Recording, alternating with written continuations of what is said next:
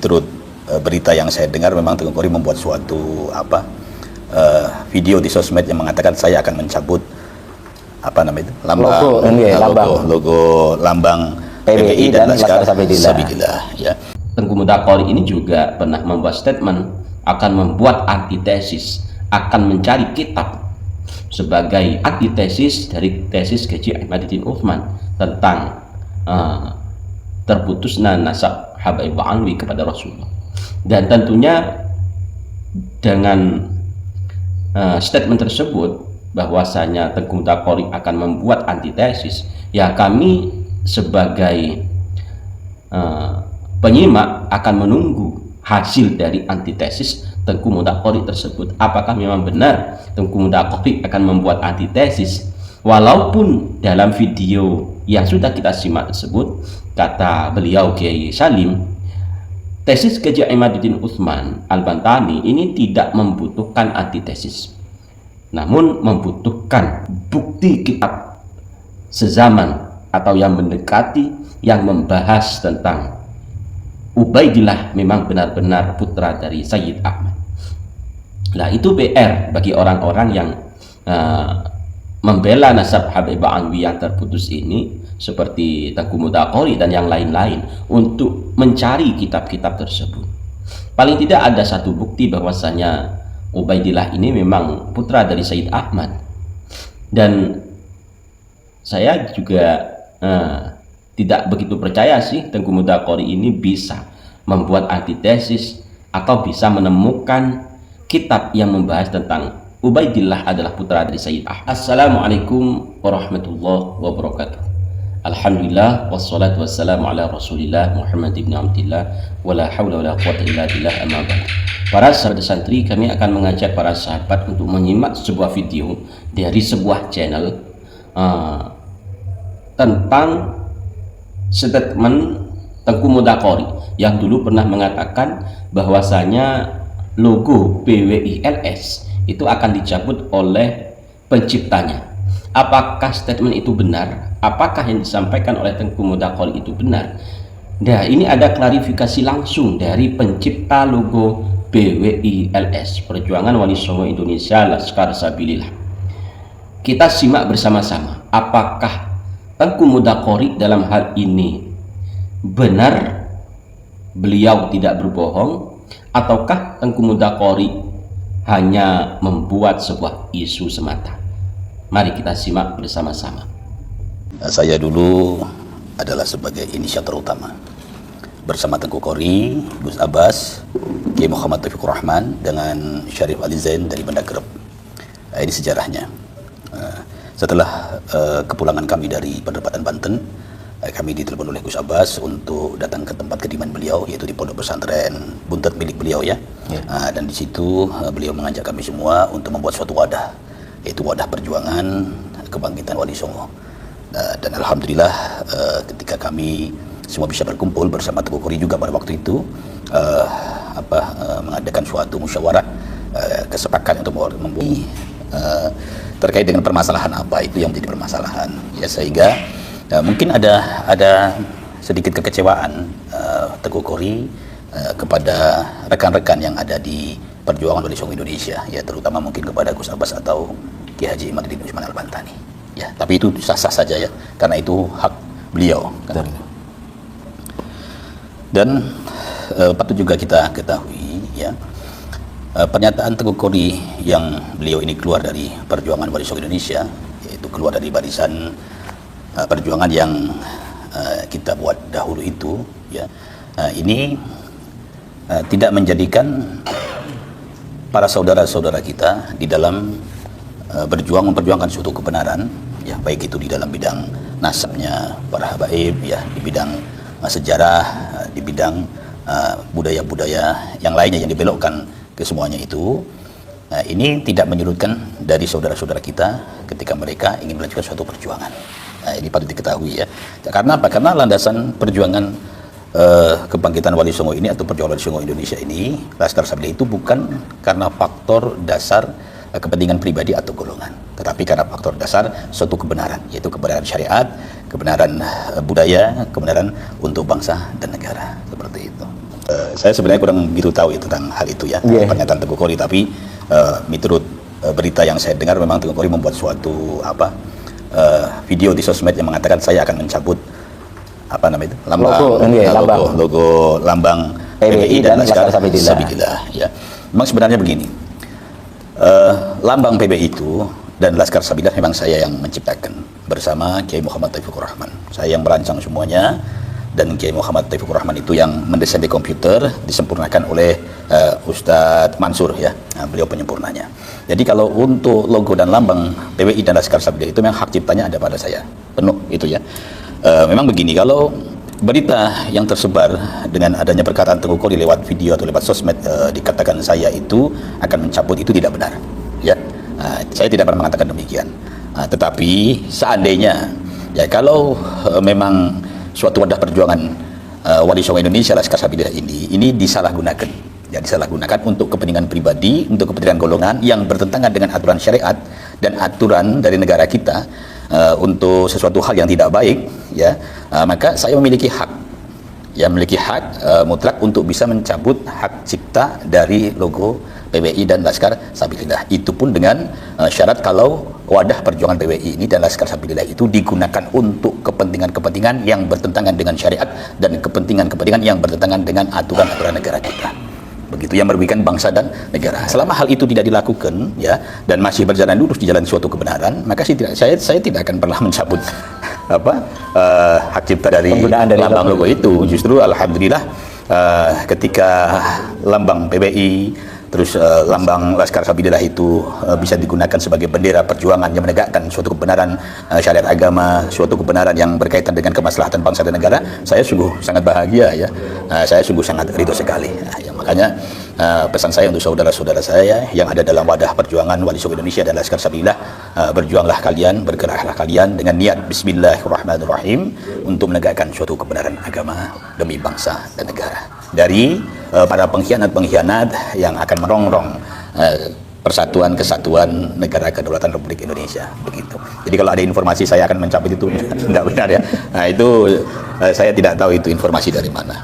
Begini, jadi setelah pernyataan Tengku Khori ya, yang dia keluar dari barisan perjuangan ya, yang dipromotori oleh Gus Abbas dengan Kiai Haji Imaduddin Usman Al-Bantani, dan beliau memberikan suatu pernyataan akan membuat antitesis ya, untuk menyanggah dari kajian ilmiah Kiai Haji Imaduddin Usman Al-Bantani. Kalau menurut saya itu sah-sah saja ya, itu monggo, adalah hak beliau ya kan. Nah, tetapi harus diingat, tesis Kiai Haji Usman Al-Bantani itu tidak membutuhkan antitesis ya. Beliau ini meneliti keabsahan nasabnya para habaib atau kaum Ba'alwi tentang kebenarannya ya. Setelah beliau meneliti, beliau menemukan suatu kejanggalan ya, dan kejanggalan ini sesuatu yang di situ dari rujukan-rujukan kita yang beliau pelajari ini, sesuatu yang menjadikan tidak tersambungnya nasabnya Ba'alwi sampai ke Rasulullah SAW ya, dan ini bisa dibuktikan dengan rujukan-rujukan kitab yang beliau pelajari dari zaman ke zaman, dari masa Syed Ahmad sampai ke Ba'alwi sekarang. Itu seperti itu. Kalau Tengku Khori itu memiliki rencana ingin membuat suatu antitesis, saya kira itu suatu pernyataan yang keliru, karena Kiai Haji Usman Al-Bantani itu tidak membutuhkan antitesis. Yang dia butuhkan jawaban ya, suatu rujukan kitab yang sezaman atau yang mendekati untuk bisa digunakan sebagai alat pendeteksi terkonfirmasinya Ubaidillah ini sebagai putra Sayyid Ahmad, begitu. Nah, dan patut juga kita ketahui ya, karena sampai hari ini kan tidak ditemukan rujukan-rujukan kitab yang sezaman atau yang mendekati yang bisa digunakan untuk mengkonfirmasi tentang kebenaran Ubaidillah adalah putra Sayyid Ahmad ya, hingga 550 tahun. Lah, kalau selama 550 tahun ini tidak ada datanya, terus bagaimana mau membuat antitesisnya? Karena antitesis ini harus bersumber dari data-data yang akurat. Betul. Kan begitu. Lah, kalau antitesis ini menggunakan data-data dari abad ya 9 ke atas, itu nanti hanya berbentuk narasi. Ya, hanya berbentuk narasi yang memutar akhirnya tidak ketemu ujung pangkalnya. Maka saya katakan ya, cukup Tengku Khori dan sekarang barisan yang ada dalam barisan beliau itu hanya tinggal menunjukkan bukti, fakta, data, rujukan kitab yang bisa beliau gunakan untuk menjawab pertanyaan yang ditanyakan oleh Kiai Haji Usman Al-Batani. Udah beres semuanya. Kan begitu, karena kalau antitesisnya itu bukan berdasarkan kitab-kitab yang bisa dipertanggungjawabkan atas dasar rawi yang bersambung dari abad ke-4 sampai ke abad ke-9, maka tidak bisa digunakan. Kan begitu. Kalau tidak bisa digunakan, nanti antitesisnya hanya berbentuk narasi.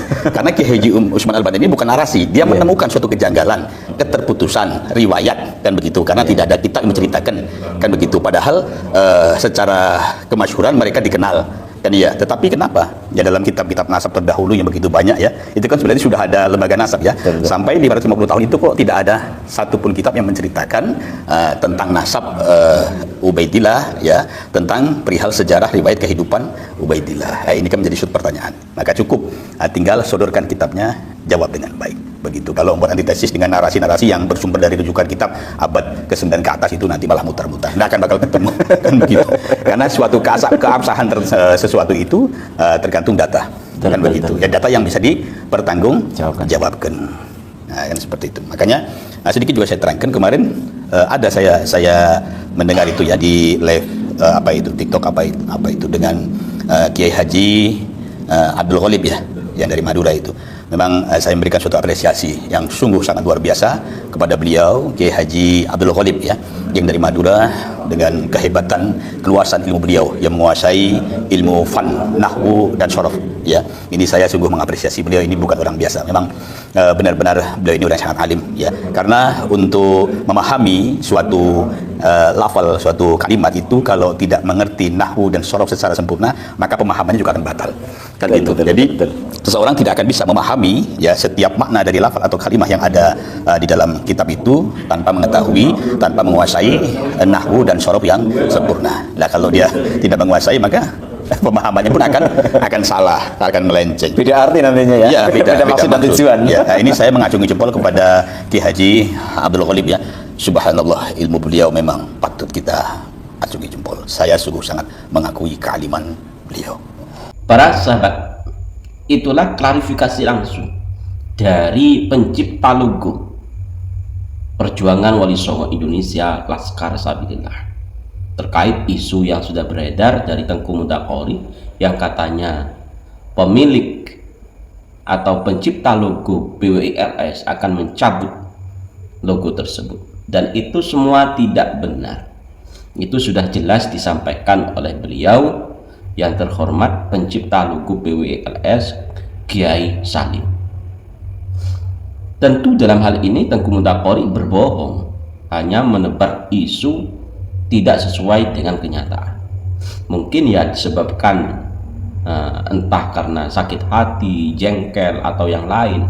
Karena kita tahu sekarang Tengku Mudaqori ini sudah kembali ke habitatnya, ya, mendukung para habaib Anwi.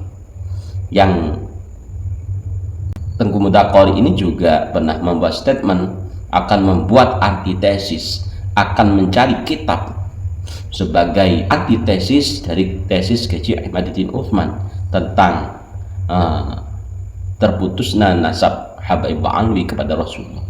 Dan tentunya dengan statement tersebut bahwasanya Tengku Mudaqori akan membuat antitesis, ya kami sebagai penyimak akan menunggu hasil dari antitesis Tengku Mudaqori tersebut. Apakah memang benar Tengku Mudaqori akan membuat antitesis? Walaupun dalam video yang sudah kita simak tersebut, kata beliau Kiai Salim, tesis Kiai Ahmaduddin Utsman Al-Bantani ini tidak membutuhkan antitesis, namun membutuhkan bukti kitab sezaman atau yang mendekati, yang membahas tentang Ubaidillah memang benar-benar putra dari Sayyid Ahmad. Nah, itu PR bagi orang-orang yang membela nasab Habaib Anwi yang terputus ini, seperti Tengku Mudaqori dan yang lain-lain, untuk mencari kitab-kitab tersebut. Paling tidak ada satu bukti bahwasanya Ubaidillah ini memang putra dari Sayyid Ahmad. Dan saya juga tidak begitu percaya sih Tengku Mudaqori ini bisa membuat antitesis atau bisa menemukan kitab yang membahas tentang Ubaidillah adalah putra dari Sayyid Ahmad. Itu sangat kami belum begitu percaya apakah memang mampu, apalagi kita tahu sekarang Teguh Mutaqori lagi seru-serunya di TikTok bersama para sahabat-sahabatnya pembela Ba'alwi dengan membuat narasi-narasi miring tentang Kiai Haji Imaduddin Utsman Al-Bantani dan lain sebagainya. Para sahabat, mungkin cukup sampai di sini, dan apapun yang terjadi dalam polemik nasab ini tentu kita ambil hikmahnya, kita ambil ilmiahnya, kita ambil yang baik-baik saja. Terkait hal yang negatif, terkait hal-hal yang tidak ilmiah, hanya narasi-narasi belaka yang dibuat oleh para pendukung Habaib Ba'alwi, ya biarkan narasi yang mereka buat, ya biarkan. Yang penting kita selalu mengontrol, menyimak apakah memang narasi tersebut ilmiah atau hanya omong kosong belaka. Terima kasih para sahabat, dan mohon maaf apabila ada kesalahan dalam video ini. Wallahu muwaffiq ila aqwamit thoriq. Wassalamualaikum warahmatullahi wabarakatuh.